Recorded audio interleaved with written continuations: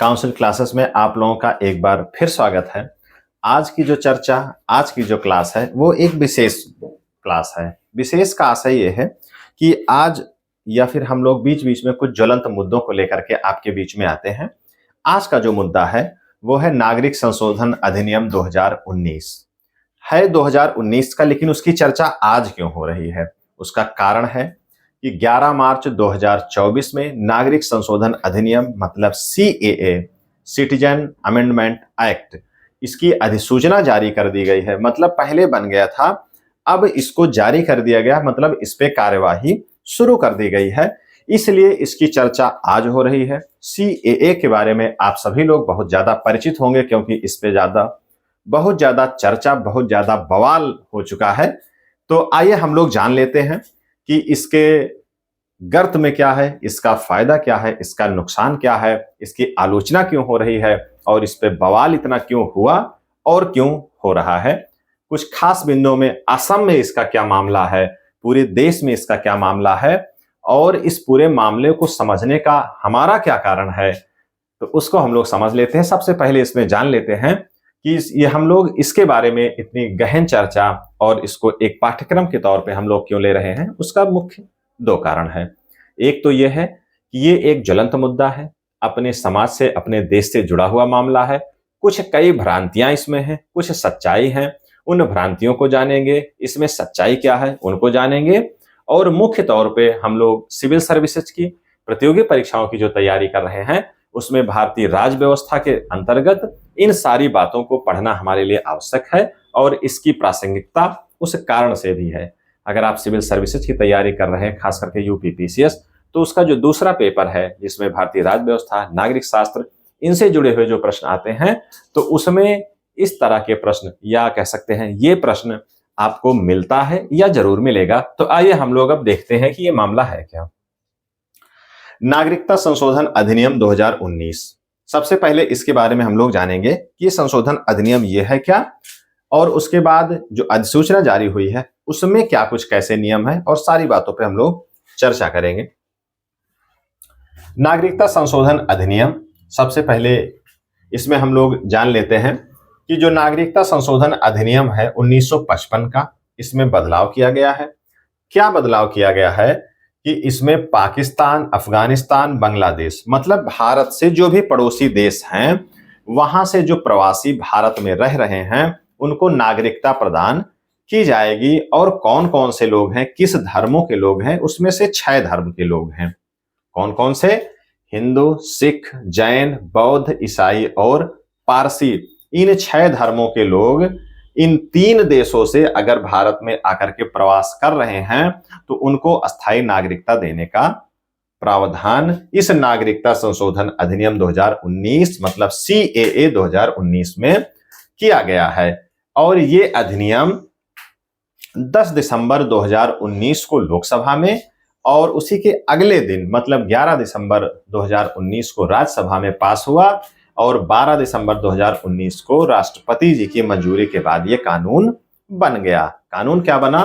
संशोधन, इसमें संशोधन करके 1955 वाले अधिनियम में संशोधन करके इन 3 देशों से आए हुए और इन 6 धर्मों के लोगों को नागरिकता प्रदान करनी है। अब भारत में जो नागरिकता का प्रदान करने का प्रावधान है कि भारत में 12 वर्षों तक अस्थायी निवास होना चाहिए।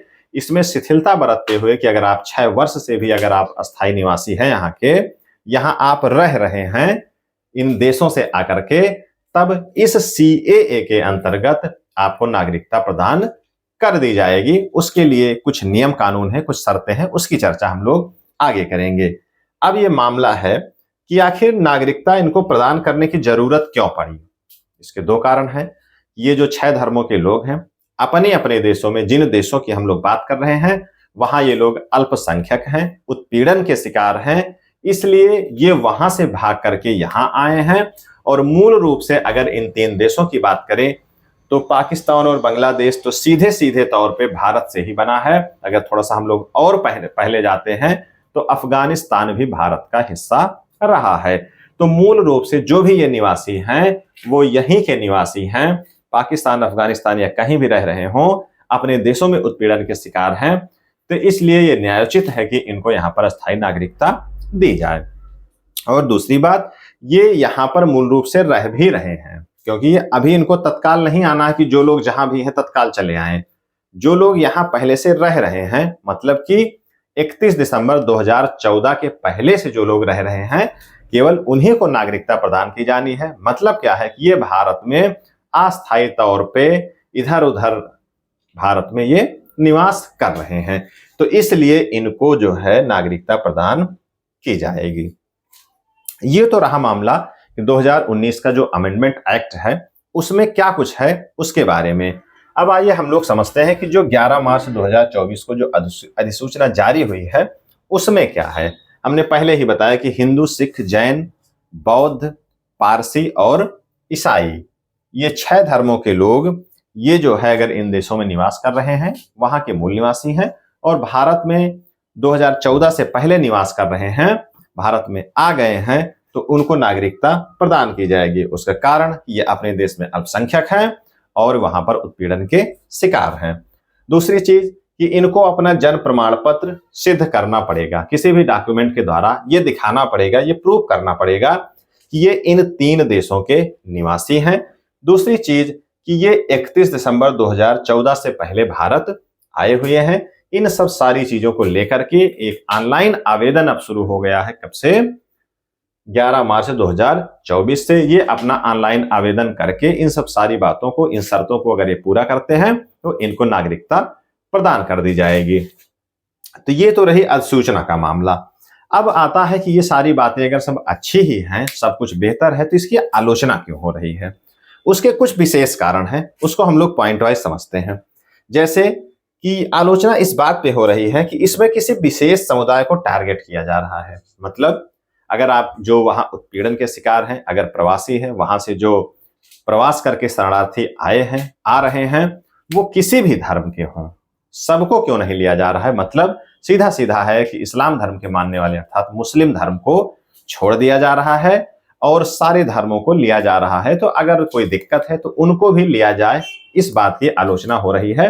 मतलब कि मुस्लिम धर्म को टारगेट किया जा रहा है, उनको उत्पीड़ित किया जा रहा है, ये सारी बातें इसमें हो रही हैं। लेकिन जो इनका तर्क था कि वो अल्पसंख्यक वहां पर नहीं है, इसलिए इनको छोड़ दिया जा रहा है। और दूसरा जो आलोचना का कारण है कि आर्टिकल 14 के खिलाफ है।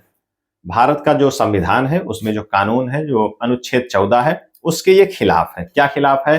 कि केवल इन धर्मों को चुन चुन करके किसी धर्म को लिया जा रहा है, कुछ धर्मों को छोड़ा जा रहा है। तो ये आर्टिकल 14 के खिलाफ है। अब हम लोग जान लेते हैं कि आखिर आर्टिकल 14 है क्या।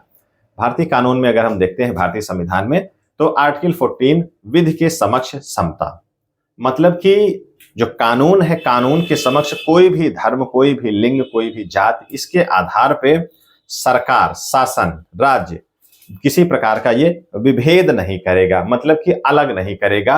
यहां पर मुस्लिम धर्म को छोड़ा जा रहा है और सारे धर्मों को लिया जा रहा है। इसलिए ये मूल जो आर्टिकल है, आर्टिकल 14, इसके खिलाफ है, इसलिए भी इसकी आलोचना हो रही है। प्रकृति में भेदभावपूर्ण, मतलब जो इस एक्ट की प्रकृति है वही भेदभावपूर्ण लग रही है। उसका मूल कारण यही कि कुछ धर्मों को लिया जा रहा है, कुछ शरणार्थियों को लिया जा रहा है, कुछ प्रवासियों को लिया जा रहा है और कुछ को छोड़ा जा रहा है। जो प्रवासी हैं, जो उत्पीड़ित हैं, चाहे जो जिस धर्म के हों, चाहे जिस जाति के हों, उनको सबको लिया जाना चाहिए। प्रकृति जो नैसर्गिक न्याय कहता है वो यही कहता है।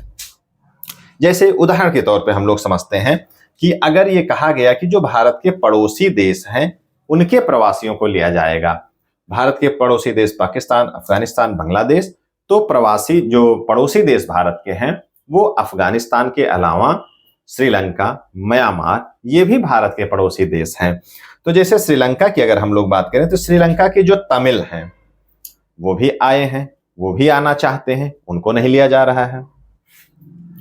म्यांमार के जो रोहिंग्या हैं, इन सबका उत्पीड़न अपने देश में हो रहा है। जहां के हैं, भारत में बहुत अच्छी खासी संख्या में रोहिंग्या यहाँ पर शरणार्थी के तौर पे रह रहे हैं, उनका भी उत्पीड़न यहाँ पर अपने देशों में हुआ है। वहां से ये भाग करके आए हैं, तो उनके बारे में कोई चर्चा नहीं की जा रही है इस एक्ट में। खास करके इनको क्यों नहीं लिया जा रहा है, इसलिए भी आलोचना इनकी हो रही है।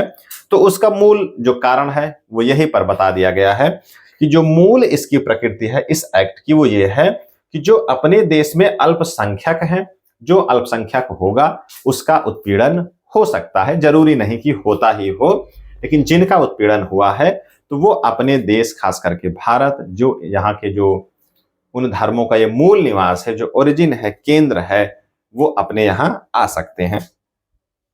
और जैसे पाकिस्तान में ही बात होती है कि पाकिस्तान में अहमदिया मुस्लिम हैं, मुस्लिम में अहमदिया मुस्लिम है, वो भी उत्पीड़न के शिकार है। वहां पर 1% इनकी आबादी है, मतलब जो अल्पसंख्यक का जो क्राइटेरिया है ये भी अपने देश में अल्पसंख्यक है, तो इनको क्यों नहीं लिया जा रहा है।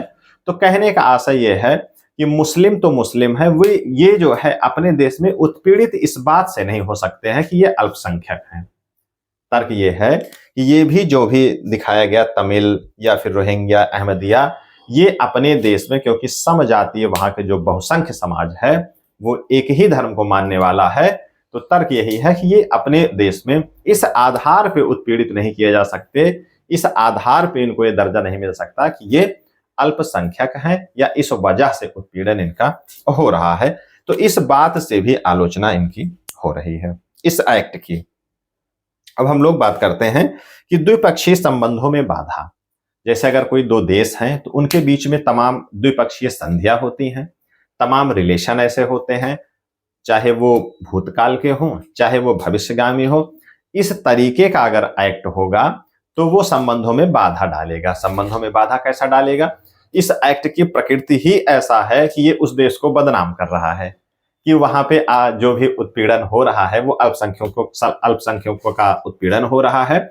इस एक्ट में सीधे सीधे ये दावा किया जा रहा है कि इन देशों में, बांग्लादेश, अफगानिस्तान, पाकिस्तान में अल्पसंख्यकों का उत्पीड़न हो रहा है, इसलिए हम अपने यहाँ इनको शरणार्थी के रूप में या फिर जो प्रवासी के रूप में है, इनको हम अस्थायी नागरिकता दे रहे हैं। मतलब ये अनाउंस कर रहा है, बैंड बाजे के साथ में ये अनाउंसमेंट है ये एक्ट कि वहां पर उत्पीड़न हो रहा है इन अल्पसंख्यकों का। तो इस तरीके का अगर आरोप भले ही हो रहा है, लेकिन राज्य का, देश का जो ये बायलैटरल संबंध होते हैं, इनके बीच में जो ट्रीटी होती है, जो भी संधियां होती हैं, जो भी बातें होती हैं, वो ये कहीं नहीं जाती हैं कि इस तरीके का उत्पीड़न उनके यहाँ हो रहा है। तो इस तरीके का अगर लाउड स्पीकर में गाया जाएगा, बजाया जाएगा, तो द्विपक्षीय संबंधों में ये बाधा डालेगी। मतलब दो देश जो भी हैं आपस में अच्छे संबंध उनके नहीं रह सकते हैं अगर ऐसे आरोप लगाए जाएंगे। तो इन कई बातों को हम लोगों ने देखा, 4 पॉइंट वाइज हम लोगों ने देखा कि आलोचना का कारण क्या है। ये 4 बिंदु जो है कि आलोचना के ये कारण हैं। अब हम लोग देख लेते हैं कि असम का क्या मामला है। अगर पूरे देश में ये लागू हो रहा है, बवाल तो हालांकि हर जगह हुआ, लेकिन असम में अब भी बवाल चल रहा है, उसका कारण क्या है? तो असम में सीएए का एक अलग ही मसला है, पूरे देश में तो है ही है, लेकिन यहां पर एक अलग मसला है।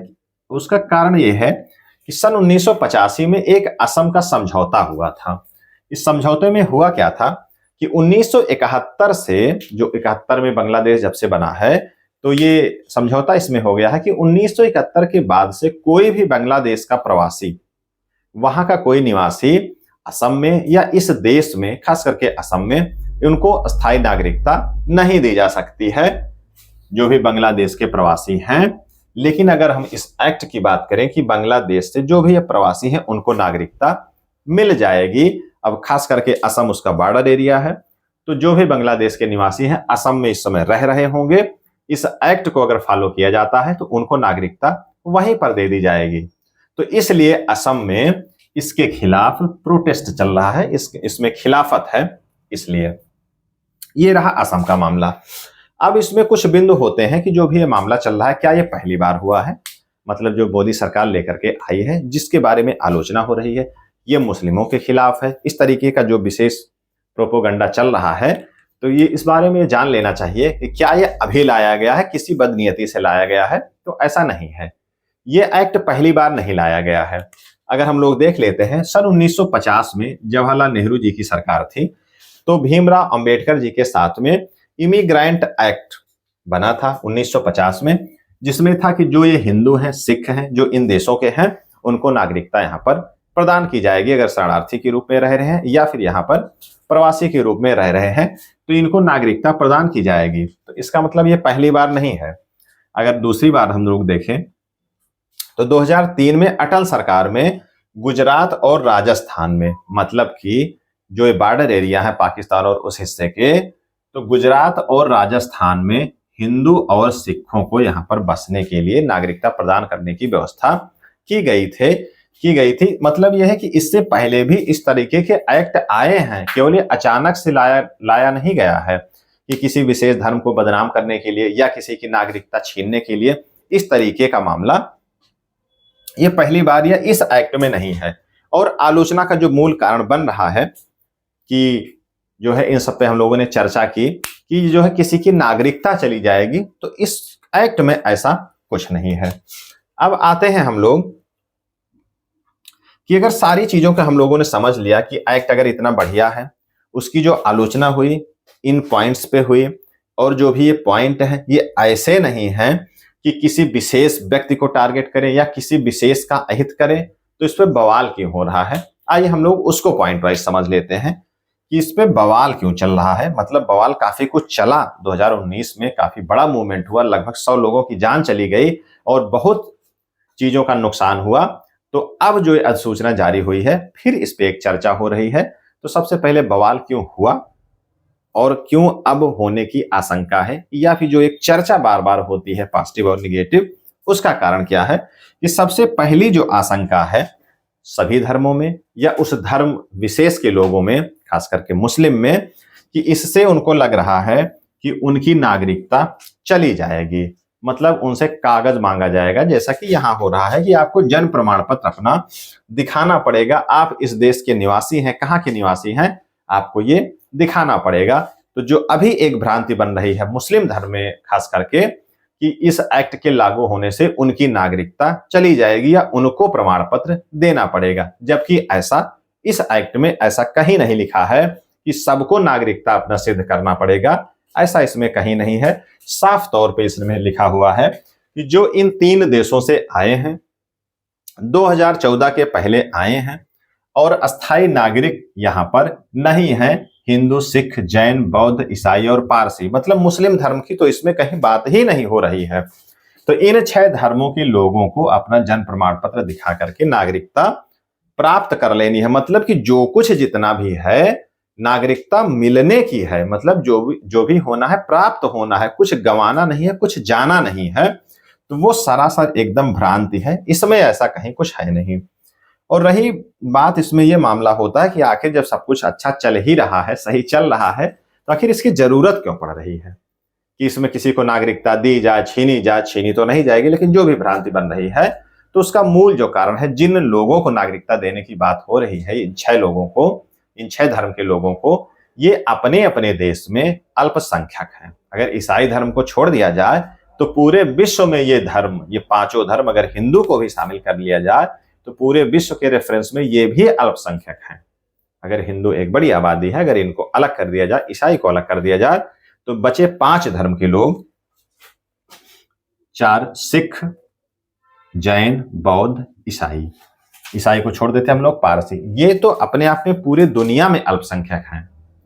तो एक प्रकार से अगर देखा जाए, और जितने भी ये धर्म हैं जिनकी मैं चर्चा कर रहा हूं, ये भारत के ही मूल निवासी हैं। मूल धर्म, मूल स्थान इनका कहां है? भारत ही है। तो ये नैसर्गिक रूप से बनता है कि ये अपने देश में, भारत में, इनको नागरिकता प्रदान कर दी जाए। ये मूल रूप से कारण है, क्योंकि इनका जो घर है, इन अल्पसंख्यकों का एकमात्र घर भारत है, और कहीं कोई ऐसा देश नहीं है जो सिखों का देश हो, जो पारसियों का देश हो, या जैनों का देश हो। ऐसा कहीं कोई देश नहीं है। तो अगर भारत इनको नागरिकता नहीं प्रदान करेगा तो आखिर ये नागरिकता लेने कहां जाएंगे? और भारत में ये इतने समय से रह रहे हैं, तो इनका एक नैसर्गिक अधिकार बनता है, नैतिक अधिकार बनता है कि भारत में इनको नागरिकता प्रदान की जाए।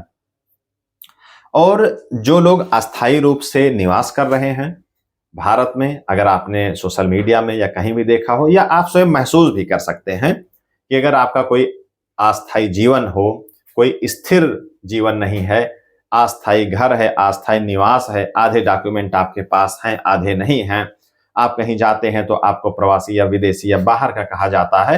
तो ऐसी प्रताड़ना, ऐसी वंचना जो झेल रहे हैं, उनसे आप पूछें या उनके दर्द को आप महसूस करके अगर आप देखेंगे, तब आपको लगेगा कि निश्चित तौर पे ये जो एक्ट है या ये जो निर्णय लिया गया है, ये बिल्कुल सही है और जिन धर्म विशेष के लोगों के लिए लिया गया है, वो निश्चित तौर पे अपने अपने देशों में जहां से वो आए हैं, वहां पर बिल्कुल उनका उत्पीड़न जरूर होता रहा होगा, इसलिए भी है। और ये सारी बातें मानवतावादी दृष्टिकोण पर भी फबती हैं। अगर आप मानवतावादी दृष्टिकोण अपनाते हैं तो उनके लिए भी ये सबसे बड़ा मूल्य है, इसलिए भी इस एक्ट को लागू किया जाना चाहिए और जो भी इस एक्ट में है वो निश्चित तौर पे इन मूल्यों की कसौटी पे वो खरी उतरती हैं। इसके बाद हम लोग देखते हैं जो एक अगला पॉइंट है, विश्व गुरु। भारत विश्व गुरु बनने की कतार में है। कतार में नहीं भी मानते हैं आप तो उसके लिए प्रयासरत जरूर है। अगर आप विश्व गुरु बनने का सपना देख रहे हैं, 2047 में कहा जा रहा है कि भारत विकसित राष्ट्र हो जाएगा या विकसित राष्ट्र होने के लिए अग्रसर है, तो इस तरीके के मानवतावादी जो मूल्य हैं, कि जो भी यहाँ के मूल निवासी हैं वो जगह जगह की ठोकरें खा रहे हैं और जो अन्य देशों से उत्पीड़ित होकर के यहाँ आ रहे हैं, एक याचना कर रहे हैं, यहाँ आना रहना चाह रहे हैं, उनको एक आशा की किरण यहाँ पर दिख रही है। तो निश्चित तौर पे अगर कोई ढिंढोरा पीट रहा है कि हम विश्व गुरु बनने जा रहे हैं, हम विकसित राष्ट्र होने जा रहे हैं, और उनके मूल नागरिक जगह जगह मारे मारे फिर रहे हैं, जगह जगह तो ठीक है भारत में ही मारे मारे फिर रहे हैं, क्योंकि नागरिकता उन्हीं को प्रदान की जानी है कि जो 2014 से पहले यहाँ पर आ चुके हैं, तो अपने ही देश में वो मारे मारे फिर रहे हैं, तो उनके लिए निश्चित तौर पे ये प्रयास किया जाना चाहिए। अगर आपको विश्व गुरु बनना है, ऐसा अगर आप दावा करते हैं, विकसित राष्ट्र बनना है, तो इस तरीके के मानवतावादी मूल्यों को आपको देखना पड़ेगा, सहेजना पड़ेगा, तभी वास्तविक तौर पे आपको समस्त विश्व एक देश के रूप में, एक नेता के रूप में तभी आपको स्वीकार करेगा। अगर आपकी स्थिति सीरिया, सोमालिया और इराक, ईरान इन जैसे देशों की होगी, अफगानिस्तान जैसे देशों की हो जाएगी, तो निश्चित तौर पे आपको कोई स्वीकार नहीं करेगा। आप स्वयं में मतलब मुंह मियां मिट्ठू आप भले बने रहें। और सबसे महत्वपूर्ण बात यह है कि जो हमने पहले भी बताया कि लगभग जिन धर्मों की बात हम लोग कर रहे हैं, ये सारे विश्व में अल्पसंख्यक ही हैं। ईसाई की अगर हम बात ना करें इन 6 में, चाहे हिंदू की बात करें, चाहे सिखों की बात करें, जैन, बौद्ध और पारसियों, इन सब की बात करें, तो ये पूरे विश्व में अल्पसंख्यक के दायरे में ही आते हैं। हिंदुओं की संख्या भले सर्वाधिक है, लेकिन पूरे विश्व में एकमात्र देश भारत है जहां पर हिंदू बहुसंख्यक हैं। बाकी अगर इनकी टोटल पॉपुलेशन की बात कर दी जाए, अगर अल्पसंख्यक का जो मानक है उसके हिसाब से, तो पूरे विश्व में ये भी अल्पसंख्यक हैं। बाकी और सब तो बहुत ही स्थिति इनकी नाजुक है बहुसंख्यक और अल्पसंख्यक के मानकों में। तो इस तरीके से जो अगर ये पूरे देश में, पूरे विश्व में अल्पसंख्यक हैं, तो इस तरीके से इनको यहाँ पर नागरिकता मिलनी चाहिए। तो आज की क्लास में हम लोगों ने नागरिकता संशोधन अधिनियम 2019 के बारे में चर्चा की। हम लोगों ने जाना कि कैसे क्या उसमें नियम है, कानून है, किसको नागरिकता मिलनी है, और 4 सालों से 5 सालों से ये मामला दबा था। अचानक मार्च 2024 में अचानक ऐसा क्या हुआ कि इसकी चर्चा फिर से शुरू हो गई। उसका कारण है कि कानून बन चुका था लेकिन उसकी अधिसूचना नहीं आई थी। तो 11 मार्च 2024 को इसकी अधिसूचना आई कि जिससे अब ये काम धरातल पे होता दिखेगा। तो इस तरीके से इसकी चर्चा हमने प्रारंभ की और बिंदु वाइज, पॉइंट वाइज हम लोगों ने इस पे चर्चा की कि आखिर इसकी आलोचना का क्या कारण है और इस पे बवाल क्यों हो रहा है। असम का क्या मामला है, क्योंकि पूरे देश में कुछ होता है, तो अगर वो नागरिक रजिस्टर की बात करें, उससे अगर CAA को मिला लेते हैं तो असम की एक रूपरेखा एकदम अलग बन जाती है। तो इन सारी बातों पे चर्चा करने के उपरांत हम लोग इस निष्कर्ष पे पहुंचते हैं कि जो ये नागरिकता दी जा रही है, इसमें केवल नागरिकता मिलने की ही बात हो रही है, कहीं से नागरिकता हटाने की, छूटने की, डिलीट होने की बात कहीं से नहीं हो रही है। तो अगर हम लोग एक सामान्य तौर पे एक सामान्य जानकारी रखना चाहते हैं, तो ये क्लास एक सामान्य तौर पे हर एक व्यक्ति को देखनी चाहिए, जाननी चाहिए, या कहीं से भी आप CAA के बारे में जरूर जानें। अगर आप सिविल सर्विसेज या प्रतियोगी परीक्षाओं की तैयारी कर रहे हैं, तो उसके लिए भारतीय संविधान के संदर्भ में या समसामयिक विषय के संदर्भ में इसके बारे में जानना अति आवश्यक है। तो इस तरीके से एक समग्र चर्चा के रूप में मैंने नागरिक रजिस्टर और नागरिक जो संशोधन अधिनियम 2019 है, इसके बारे में हम लोगों ने एक विस्तार से चर्चा कर ली है। तो इस तरीके के ज्वलंत मुद्दों के साथ और जो समसामयिक मुद्दे हैं और जो जीएस के संदर्भ में भी अच्छे हैं उनके बारे में, और सबसे प्रमुख बात कि अपने देश, अपने समाज, अपने राष्ट्र के निर्माण से जुड़ा हुआ मामला है। और इससे भी महत्वपूर्ण यह है कि यह एक मानवतावादी दृष्टिकोण है। अगर किसी एक के लिए कहीं से इसमें कमी लगती है तो सरकार का ये दायित्व है कि उस कमी पर भी विचार करते हुए उस पर वो चर्चा करे, हर संभव सारे वर्गों को, सभी धर्मों के लोगों को संतुष्ट करने का प्रयास करे, जो भी यथासंभव हो सके, ताकि जो भारत में आना चाह रहे हैं, रहना चाह रहे हैं, इस देश के प्रति अच्छा सोचते हैं, इस देश को अच्छा मानते हैं, जिसके लिए देश, भारत देश ही सर्वश्रेष्ठ है, राष्ट्र श्रेष्ठ है, उनके लिए उनके अंदर एक अच्छा भाव आए। इस संदर्भ में उनके लिए भी कुछ न कुछ विशेष करने के लिए सरकार सोचे। तो आज की क्लास हम लोग इसी चर्चा के साथ समाप्त करते हैं। मिलते हैं हम लोग नेक्स्ट क्लास में इसी तरीके के कुछ मुद्दों के साथ, या फिर अपने रेगुलर जो आप हम लोगों का कंटेंट रहता है जीएस का, उसके साथ हम लोग मिलेंगे जल्द ही। धन्यवाद।